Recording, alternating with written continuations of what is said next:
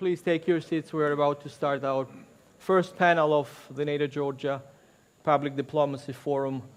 I'm Misha Darchiashvili, former Deputy Defense Minister and member of the Governing Board of the Atlantic Council of Georgia. I'm really pleased to moderate today's panel this morning on NATO enlargement and Georgia's NATO membership prospects with such an outstanding speakers, whom I'm going to introduce very briefly, starting from my immediate left, Ambassador Tajan Yildirim, NATO's Assistant Secretary General for Public Diplomacy, Alex Maisoradze, dear friend, Georgian Ambassador to NATO, Mr. Mariusz Maczkiewicz, Ambassador of Poland to Georgia, and just wanted to remind you that the Embassy of Poland is a NATO contact point embassy in Georgia. And our dear friend from Washington, D.C., Jonathan Cass, Senior Fellow at the German Marshall Fund of the United States of America. Gentlemen, welcome you all. Well, I would like to kick off our today's panel with one photo which depicts a very important occasion. Here we are. NATO watchers will easily recognize the occasion.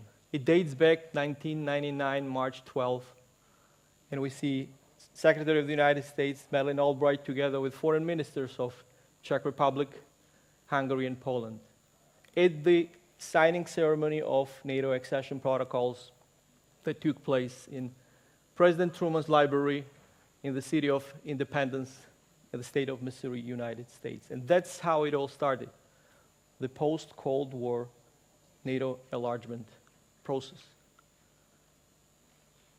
I would like to bring to your attention one very important excerpt from Secretary Albright's remark made during this signing ceremony.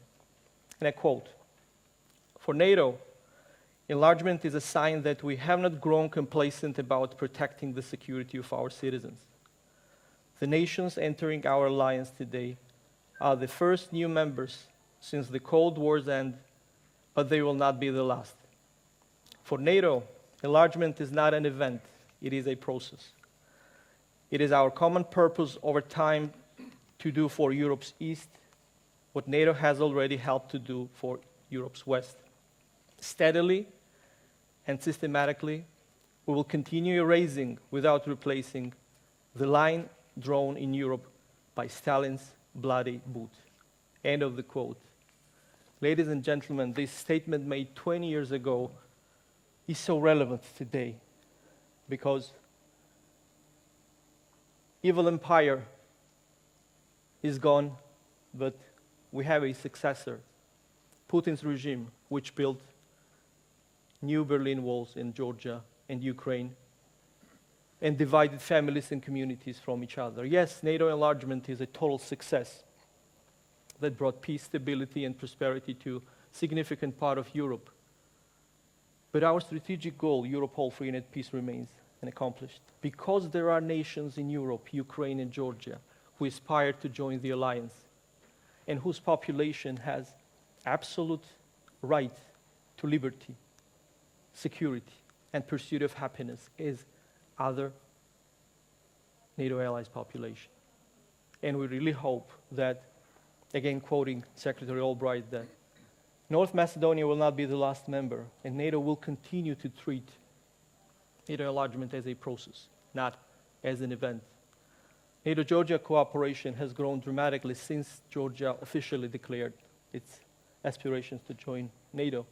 In 2008, it was mentioned several times that NATO made a commitment that Georgia will become a NATO member, and today NATO-Georgia cooperation toolbox includes all possibly imaginable tools that helps Georgia to become a NATO member. And we will, of course, talk about it extensively.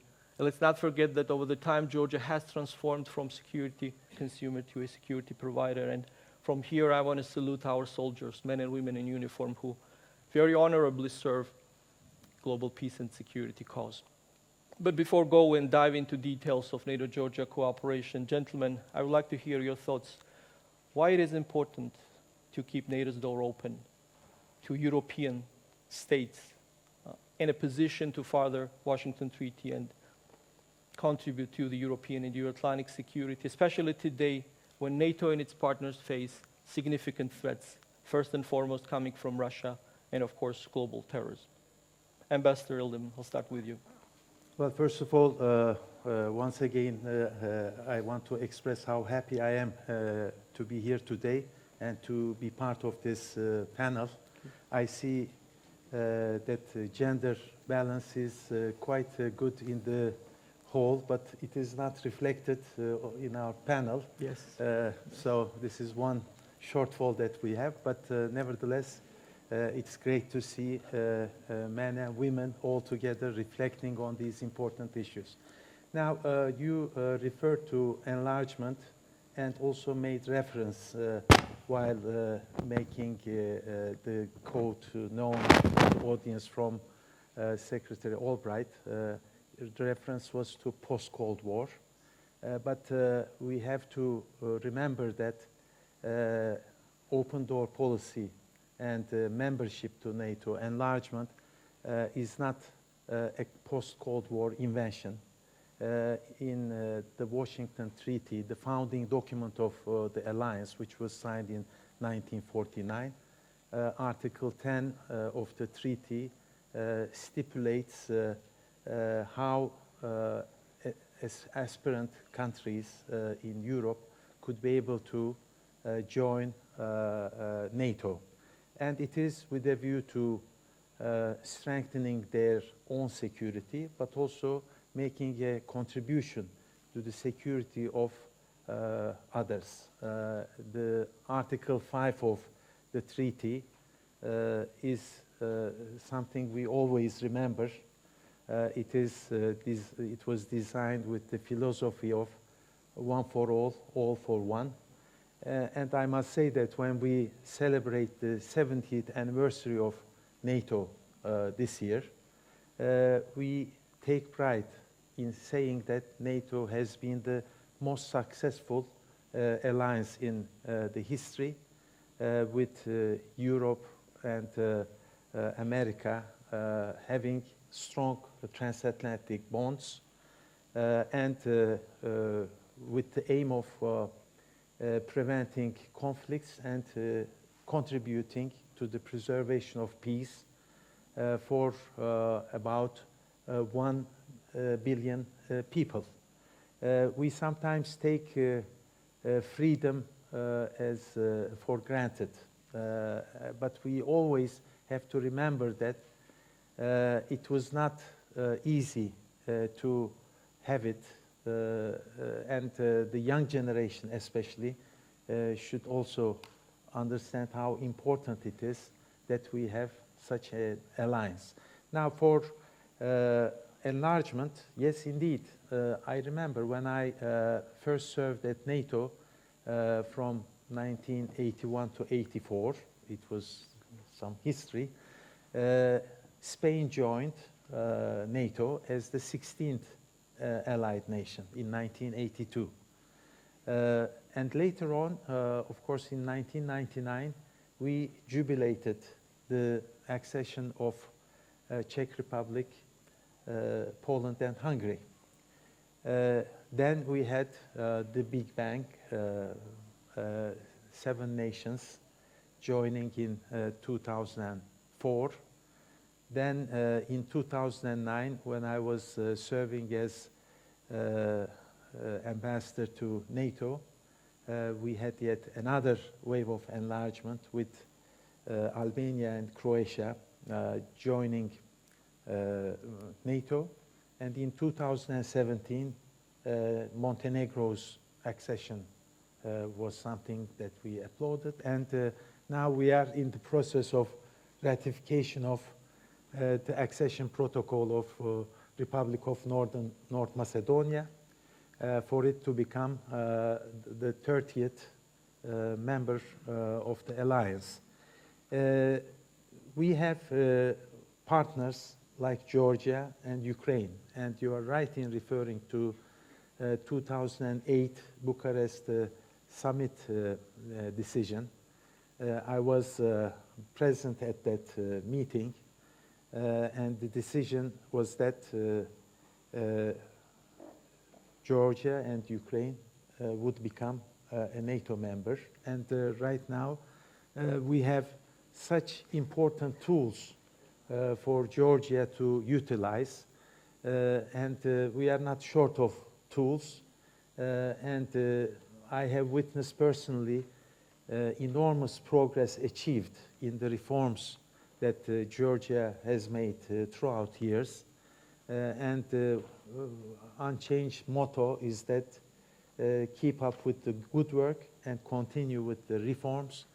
And this will add to the capacity of Georgia to be fit to join NATO, to make continued contributions to the shared security of NATO, but also to strengthen its capacity to address very important challenges that we all know. Open door policy is a success story, as you rightly mentioned, and it will continue to be so. It will show the relevance of NATO by demonstrating the continued interest of other countries who are not members of NATO to aspire to join the alliance. It shows that it still continues to be a center of attraction. But at the same time, as some propaganda and disinformation campaign spreads the myth of expansion of NATO to the detriment of the security of some powers, it is not so, because NATO is not present to challenge any country, but rather a defensive organization to make sure that there is no adversary having hostile intentions and taking actions in that direction. And another myth, as if we are imposing our will to other nations, is not true, because it should be the free will of nations to aspire to join NATO. And in that regard, I would like to recognize the important fact that Georgia has incorporated in its constitution the membership of NATO and the European Union as a national sovereign goal. And everybody should be able to respect the sovereign rights and decisions of countries to join or remain outside of any alliance and part of bilateral, multilateral arrangements and agreements. So all in all, I consider NATO's open door policy and the continuing process of enlargement to demonstrate the success of NATO, and it will continue to be so. Thank you, Ambassador. Thank you. Thank you, Ambassador. It's really encouraging. We'll hope that the NATO enlargement will continue and will bring in Georgia and Ukraine, and sooner it happens, better will be for the Euro-Atlantic security. I just want to remind you that we have a hashtag PD Forum, NGPDF Forum, and to actively use this during the conference. Ambassador Maestro. Thank you. Thank you, Misha, for kind introductory remarks. First of all, I'd like to... Mike, please. Yeah. Do you hear me? Yeah.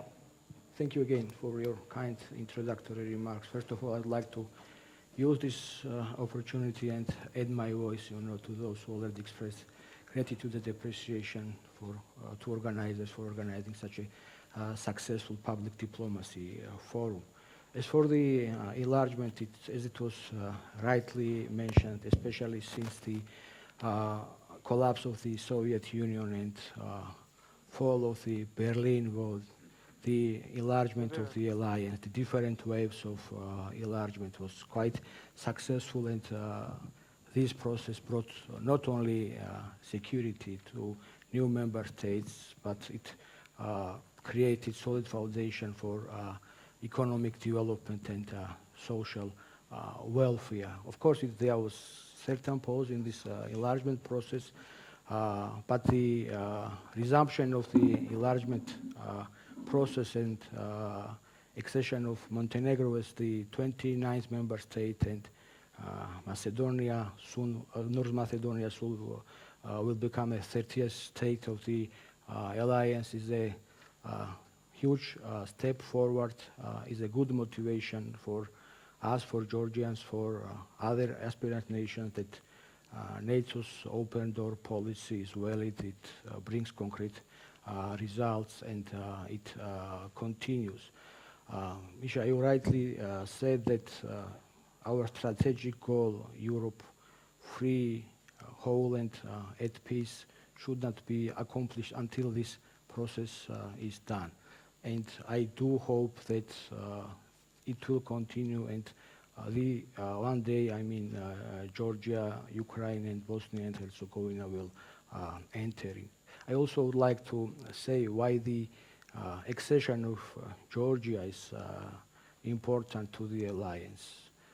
It will be demonstration of NATO's that NATO stands by its principles and commitments, and it respects the sovereign decision of a free state.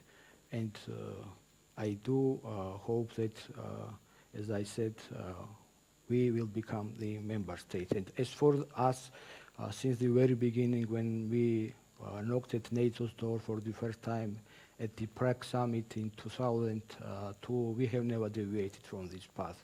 We are trying to use all possible tools in our toolbox to use to fullest possible extent and approximate the political decision which should take on Georgia's invitation. The political decision that Georgia will become a NATO member, you are well aware that was taken back in Bucharest summit in 2008. So I will stop here and I'm ready, to further elaborate on some other practical issues later on. Thank you, Ambassador. Ambassador Mashkevich. Thank you for this opportunity to share some views. I would like to start with this moment that was shown in this remarkable photo displayed. One of these guys was my boss, Bronisław Geremek, who was the Minister of the Foreign Affairs in 1999. And I was sent at that time to Belarus, to be ambassador there. It was a funny story because we have entered NATO at the same moment that NATO started to bomb Serbia. And because Lukashenko was allied to Milosevic, so he wanted to demonstrate that this aggression against him. So I organized a conference in Minsk in a main press hall in the center of the city, devoted to the European security, and so showing the society, frankly saying that most of the people in Belarus understand that NATO is not a hostile organization.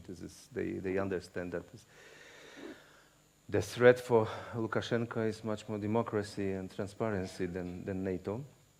But still, ideologically, that government thought that they should demonstrate how they do not accept this situation.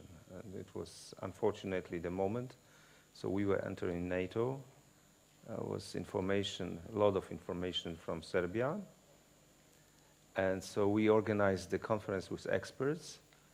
And at the moment of the beginning of the conference, like today, so we got information that because of the reconstruction, the hall is closed. And we had to move to the embassy, and in a smaller hall, we still could organize it. It's open door policy. When we say about the door, in Poland, we understand the window of opportunity. because we applied to NATO in 1992. We were aware that building property, building democracy in our country, successfully farewell with communism, the only way is to be a member of international organizations like the European Union, NATO, the others, the community of common values. And this was the moment for us obvious that we should enter NATO. We applied in 1992, but the decision was made after 7 years. So of course we are not waiting such a long time as Georgia now, but I believe that much more important than the open door policy is the policy of the window of opportunity, and I believe that Georgia will have it soon. Thank you. Thank you, Ambassador, and you can confirm that actually it's a good story that on the flight from Washington to City of Independence, the Foreign Minister Gary Mack told to the Secretary of State about NATO membership that this is the best thing what happened to Poland since the Christianity, and this message resonates to Georgia so much. Thank you very much for your comments.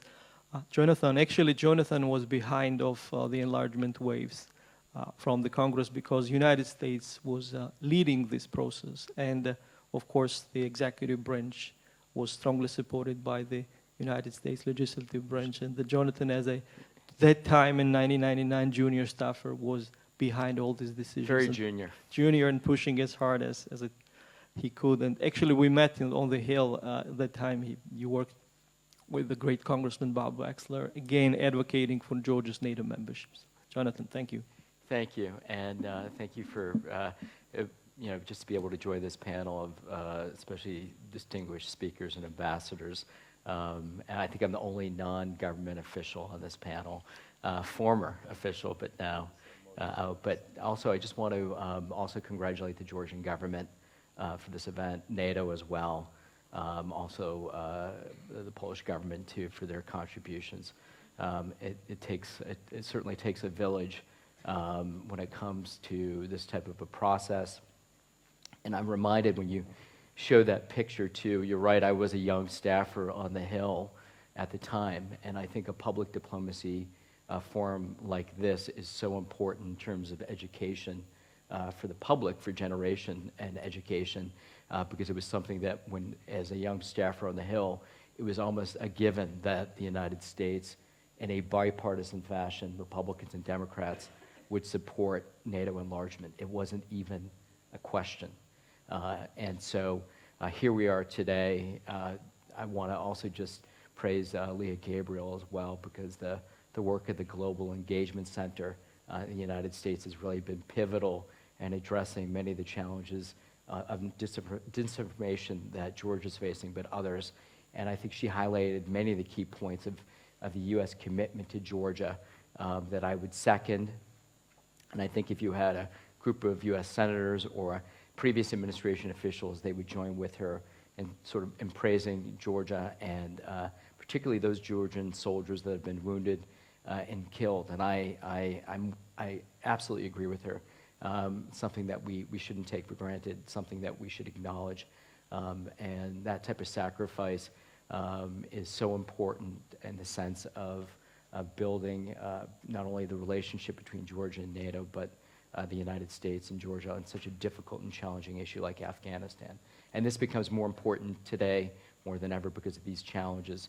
And so I just wanted to just build on that and say that for the United States, Georgia joining NATO, and I think you've heard a number of U.S. officials. I know when Wes Mitchell, the former Assistant Secretary, was here last year, I think it was 2018, here in September, he reiterated that at some point soon, Georgia will be a member of NATO. And I think if you look at since Bucharest, this has been reiterated over and over by NATO and NATO member states, even though that picture was a picture of Madeleine Albright, you have to recognize all of those partners within NATO in Europe that stood as well with Madeleine Albright in the United States together to move this enlargement process forward.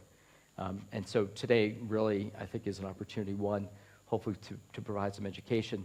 I also want to talk about some of these challenges too, because I think what was said earlier about taking for granted freedom and from this process, particularly the role that NATO has played. I think today NATO is the linchpin of the transatlantic relationship. Since I'm not on the government dime, there is some challenges within the transatlantic relationship, and I think it's okay and important to acknowledge it. But within the context of NATO, we often see more commonality, cooperation. Georgia is incredibly important, Ukraine, and finding a way forward that we can work together to address collective challenges. Leah mentioned that in President Trump's national security strategy, he recognizes this great power competition. The United States is, obviously there's deep concerns about the role of Russia, which we'll talk about here as well, the rise of China, terrorism, but also this issue, and I think she mentioned really important, which is authoritarianism, backsliding of democracy, and how we can work together to bolster that. The Washington Treaty is also about values, and it is so important that as we look ahead, and I think we'll talk a little bit more about democracy in NATO, hopefully as part of this panel, that we bear in mind that the alliance is only as strong as the values that it upholds. And that has been talked about in the Brussels summit in Washington in April at the 70th anniversary, which is also an incredibly important milestone. This year we have a number of them, 1989, sort of the new NATO members. So I think, and I'll end here, that I look forward to this discussion. And I think, again, so important that we're here today in Tbilisi. It's true, I was a young staffer back in 1999 when you show that picture. And we spent, I think really it was a decade, along with Republicans and Democrats, working together with European partners to support NATO enlargement, and for that matter, to support EU enlargement, something that the U.S. doesn't talk a lot about today, but really to provide not only the support on the military side to get countries up to standards, but also support for democracy and civil society, the very bedrock, at least even here in Georgia, that will be critical to Georgia's continued democratic success, that will impact its NATO membership in the future. So thank you for this opportunity to join you today. Thank you, Jonathan. Needless to say that democratic governance is very much linked with the security gains when it comes to the NATO membership of the aspiring countries. Thank you very much, gentlemen, for all of your comments. So I'll make one round of questions to all speakers, and then I'll open up the floor for your questions and comments. So get your questions ready, since we have some time constraints too. Recent history shows that every time NATO has the third, Russia has moved in. Stated Anders Fogh Rasmussen, former Secretary of NATO, in his opinion editorial published in April. That's very true. And we have plenty of examples starting from 2008 when NATO sent very ambiguous signal about Georgia's membership action plan. At that time it was in the agenda. And then there are some other following examples too, like let's see, examples of historic negotiations between North Macedonia and Greece when they were negotiating about the name, and Russia was trying to disrupt these negotiations to derail Northern Macedonia from NATO membership path. The same applies to Montenegro. We all know the attempt of the coup in 2016. It's clear. Whenever West creates security gap, Russia tries to fill in with its evil intentions and actions. Ambassador Ildem, I have a question to you. How cognizant the NATO allies are, especially the skeptic ones, that by dragging feet to implement 2008 commitment regarding Georgia's and Ukraine's NATO membership and leaving both countries in this gray zone without security guarantees, which comes with the NATO membership, they are exposing us to the threats of repeated aggression from the Russian Federation, which can be implemented through conventional means or hybrid. And we see hybrid warfare on a daily basis in Georgia, take it as cyber or disinformation or propaganda. Well, first of all, I have to repeat the solid commitment of NATO allies in terms of the membership of Georgia and Ukraine.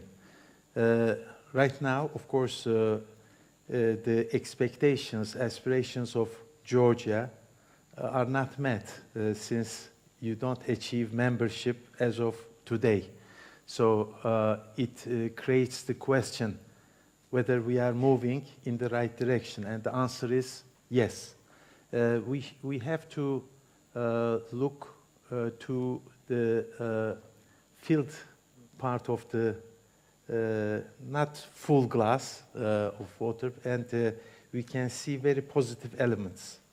Since 2008, what we see is that Georgia is making great progress in all areas needed for the country to be fit to join NATO. And we are talking about tools that Georgia is using. One is NATO-Georgia Commission. This is very important. It provides a regular consultation mechanism to discuss. It's a platform for political dialogue and also steer the practical cooperation that we have put in place. Annual national program. It gives the necessary framework in which you can make progress and streamline all the work strands in enhancing cooperation between NATO and Georgia. Another tool is, of course, substantial NATO-Georgia package, and we celebrate this year the 5th anniversary of it. Through substantial NATO-Georgia package, we could be able to deliver on a different critical areas to strengthen defense institutions of Georgia, to make it meeting the standards that all NATO allies have, and we made a good progress. And it is thanks to the efforts of the Georgian governments throughout the process to advance in different important areas. I think the ultimate goal of membership is something that we will be striving for, but nevertheless, when we take all the challenges that we are talking about, from hybrid actions, cyber attacks, and you had important one in the last few days, and it is not only in Georgia but in other countries as well. It shows that both allies and partners need to strengthen their resilience to resist to such hybrid actions. And all the tools that I have alluded to provides a good opportunity for Georgia to strengthen its own capacity. There are so many joint activities that we didn't have in 2008. Now we have joint exercise. We have joint training center. We have defense institutional building school. All these show how both NATO and Georgia make an effort to strengthen the ability for Georgia to transform itself. We are talking about values. And let us face it, it is a long process to change, transform societies from the environment of the Cold War and to bring free market economies and democratic institutions in place. And when we talk about all the necessary reforms that Georgia and other partner countries who aspire to join NATO are making, we can only encourage that this process continues with the support of institutions like NATO, the European Union, and individual allied and partner nations. So I don't think that we are creating gaps as such, because all these activities are adding to our capacity and ability to address those challenges that you are referring to. And the eventual membership of Georgia in NATO will certainly complete the cycle and process to the satisfaction of not only Georgia, but all allied nations. Thank you, Ambassador, for a very comprehensive answer on my question.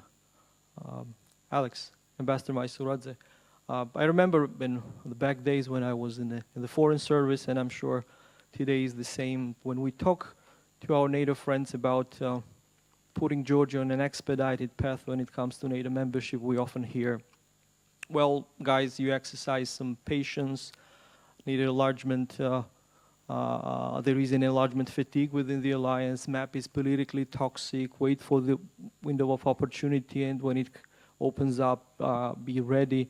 So when I hear these answers, I always bring back the experience from our friends, and especially I just want to quote our dear friend and supporter Žygis Paviljonis, Lithuanian ambassador, who advised us, based on his experience, guys, don't even listen to the West when they say that now it's not the right time, and continue to push as hard as you can and try to build political consensus within the alliance. If I may interrupt, just to correct what you have said, I can assure you that there is no enlargement fatigue in NATO. And the membership of Republic of North Macedonia testifies to my statement that there is no enlargement fatigue. Open door policy is as strong as ever, and it will continue with the enlargement of NATO with other aspiring countries. Well, that's already an encouraging. So Alex, can you tell us how strongly Georgia is pushing to NATO's door and how effectively we're trying to win hearts and minds, especially those skeptical countries who are not as forthcoming to Georgia's expedited NATO membership path? Thank you, Misha, for this question. I'll try to explain, what's our strategy, how we see Georgia's way forward, and how strong we are pushing this process. I already mentioned that our formula is quite simple. We try to use both platform of political dialogue and the practical cooperation to the fullest possible extent. I want to just shortly say how busy this year was, and the minister also talked about, that the highest level visits, discussions, exercises, all this communication, of course, approximate Georgia to its strategic goal. When it comes to practical cooperation, and you rightly mentioned, Ambassador, that the SNGP is being implemented, and we already enjoy the outcome of this process. And this year, the flagship project of the SNGP, NATO-Georgia Center, already managed to prepare and conduct fully independently the first ever exercises. And when it comes to Georgia's participation in international peacekeeping and operations, and we are really an exemplary case in that regard, and we really do try to act as a real ally, and the deployment of 870 persons on the ground in Afghanistan is a clear demonstration of that.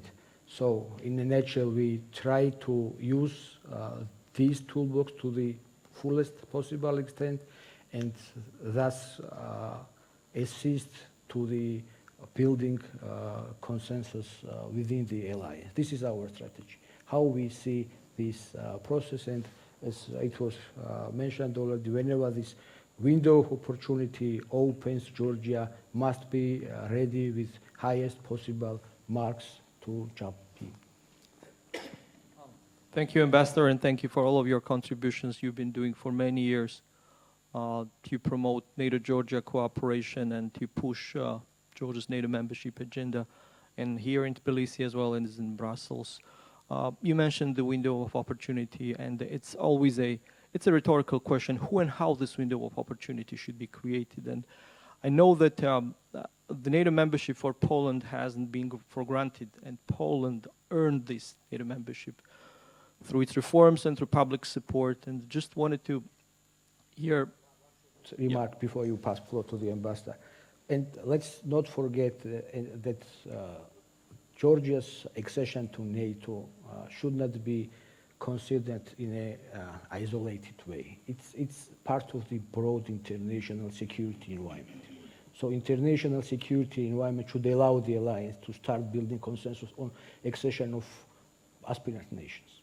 And this process must be part of the broader picture. So that's why we must be patient, but at the same time, we must continue our business to get as many good marks, as many good assessments as possible. And whenever it opens, we should enter. Yeah, I agree. Georgia is a frontline state, and what happens here never stays here. It affects things in our neighborhood as well as beyond Europe. So, Ambassador, as I was talking about Polish experience, Poland earned this NATO membership. So, what are the key factors and enablers needed for Georgia to become a NATO member? Maybe it seems strange, but the membership, Georgia's membership in NATO is not only the Georgia's interest. It is the business of our North Atlantic or European Atlantic community of values, and so the less gray zone we have in our neighborhood, the more secure we feel, the more stronger we feel in the field of security. And it was expressed in a very dramatic moment in Tbilisi in 2008, when Polish President Lech Kaczynski was speaking in front of this parliament here, that we understand in Poland that if we are not strong together, if we are not in a solidarity, Russia will step ahead and so will threaten us. The first will be is Georgia, then will be Ukraine, then Baltic states, and then the next country will be my homeland, Poland. So he expressed it very, very clearly and frankly. So he was a prophet. So because in the negative sense of this process, because we have witnessed in Ukraine what has happened in 2014. And Polish experts, Polish politicians are strongly on this position that we have failed this moment in 2008 in Bucharest, that we did not give Georgia and Ukraine a membership action plan. And so the consequence was visible in August, the response of Russia, and we do not accept these arguments that the response of Russia was because because there were discussion with Georgia. So the weakness of West is the opportunity for Russia to maintain these gray zones of security and instability. We understand it in my country very well and very clear. We are not accepting the arguments that NATO is a threat, as I mentioned before. This is the ideological play. This is the attempt to go back to the Soviet Union.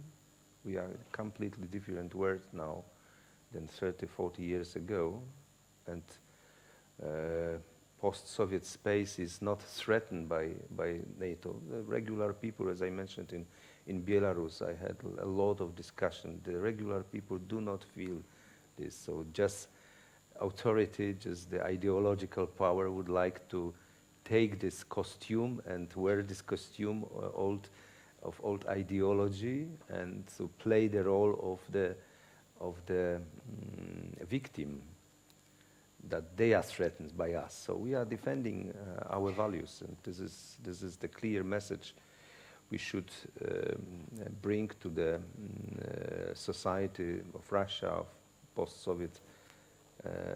post-Soviet space. And I think that the smart gamble, the smart game, so Putin started with West, treating NATO as a threat. Is it because he understood that when he uses the old Cold War rhetoric, so he could gain more from the Western countries, because they could not develop democratic way. Still, Russia is not a democratic country. It's a clear message. We understand very clear, and Russia is interested. Its power, its elites, former KGB officers.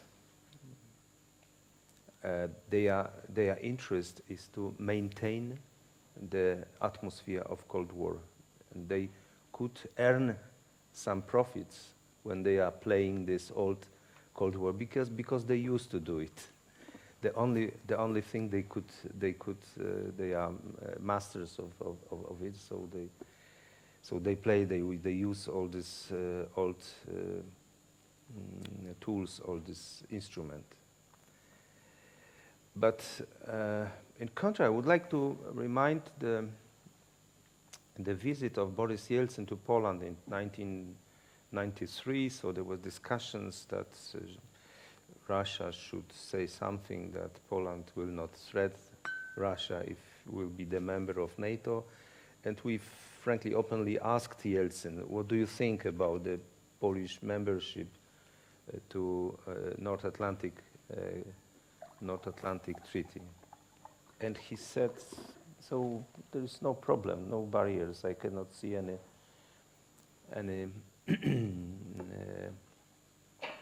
reason to say no. And it was 1993. Of course, a few months ago, the Ministry of the Foreign Affairs of Russia tried to push another communique, another message, but still the open position of Yeltsin showed that, in fact, deeply, Russians do not feel this threat from the Western countries. It is only the game. They are gambling. And this is the list of reasons I could enumerate and elaborate for a long time, that we are strongly supporting Georgia to be a member of our community of values. So I stress it in all my meetings here with Georgian citizens, with Georgian students here. NATO, don't hear Russia. NATO is not the military organization. The military aspect is very important, is a basic for our security, but the fundament is the system of values. And if we are able to protect it, to defend it, so we will be strong and secure. If not, there is the problem for opening the gray zone, which is in favor to our enemies. Thank you, Ambassador, and thanks, Poland, for being a very strong supporter for Georgia for many, many years. And we all remember visit of the late President Kaczynski when he stood in front of Georgian citizens and delivered very strong messages that actually Western support, United States support from Poland, actually they stopped Russia from invading rest of the Georgia because their intention simply was not to occupy only Tskhin Valley region and Abkhazia. Their intention was and still remains to derail us from our democratic development path and to derail us from our NATO membership path. Jonathan, United States has been a phenomenal partner to Georgia, and we cannot thank you enough for your continued support to our democracy, territorial integrity and sovereignty, and to our NATO membership process. And I simply cannot imagine Georgia's NATO membership without strong leadership from Washington. Yeah. And today, when we look at the political landscape in U.S., it's polarized, and we can all agree. Yeah. However, several days ago, United States House of Representatives passed a very important legislation in support of Georgia, Georgia Support Act, which includes very strong elements, including support for Georgia's NATO membership, tasking the executive branch to come up with certain plans and to execute this afterwards. That also sends the signal that in this polarized environment, Georgia is an issue where Democrats and Republicans can unite. Well, can you give us your thoughts? How important is Georgia's democracy, security, and stability for the U.S. foreign policy and national security? Yeah, absolutely, and I'm glad that you mentioned the Georgia Support Act that was passed.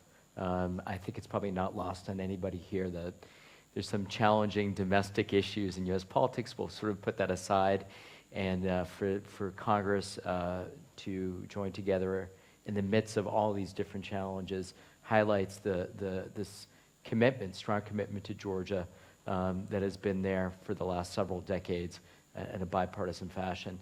But I also wanted to just point out another important vote that took place, and that was moving forward on North Macedonia's membership in NATO.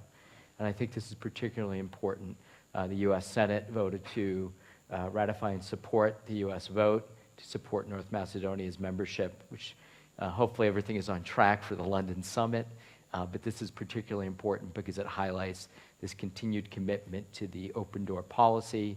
And I think much of what you saw in North Macedonia, obviously an important agreement which was reached between Athens and Skopje, incredibly important. But what I was most impressed with was the high level of attention that was brought by NATO partners, NATO itself, and the U.S. government going to Skopje and to Athens to reinforce both the Prespa agreement, but also taking steps forward on NATO membership. And I know the German Marshall Fund was pleased to host in Brussels, along with several other think tanks, an event that focused on many things, including the outcomes of that Brussels summit, but also I think the crowning moment there was when I think it was Prime Minister Zaev came in and North Macedonia was announced, as sort of moving forward on this membership, and everyone says that was the highlight of that event. And I hope that we will soon have a similar type event for Georgia as well, and German Marshall Fund will be part of that as well. But you're correct. I think the United States obviously is very much focused on Georgia, but not only just the NATO aspect of what's taking place, but obviously support for Georgia's democracy, Georgia's economy, its energy needs as well. And I think there's been an effort to strengthen the resiliency of Georgia, working with the Georgian people, the public, multiple governments over many years. And you've seen a great deal of success in Georgia's efforts. For example, the World Bank's ease of doing business. Georgia's always ranked as one of the highest in the world in terms of ease of doing business. But it is also in a number of other areas where Georgia has progressed. This year is particularly important for Georgia, excuse me, because of the upcoming 2020 elections. And for many of us, this is a key moment for Georgia's democracy. There's new rules in place for this upcoming election, and it's not lost that, excuse me, the new U.S. ambassador designate, Kelly Deegan, was testifying before Congress within the last couple of days, and she highlighted the point that the upcoming election, how important it will be for it to be free and fair. And I do think that this issue of democracy, especially when you look at how Europe is responding to its own internal challenges, has become such an important issue, not just for the United States, but for European partners. And it is not lost on us that when we look at the decision of the EU not to move forward on EU membership for Albania and North Macedonia, one of the areas that was highlighted was concerns about rule of law, concerns about commitment to democracy, judicial reforms. While it's a complicated picture when you compare the EU and NATO, there is this issue that keeps popping up. And for me, Georgia's already in such a strong position to make its case as a NATO member. But the one thing that you don't want to see is any type of backsliding. And I think the expectation with this government, the different political parties in Georgia, is that this will be a free and fair election with the highest possible standards, international standards. And the stronger Georgia's democracy it is, the easier it is to make the case for NATO membership.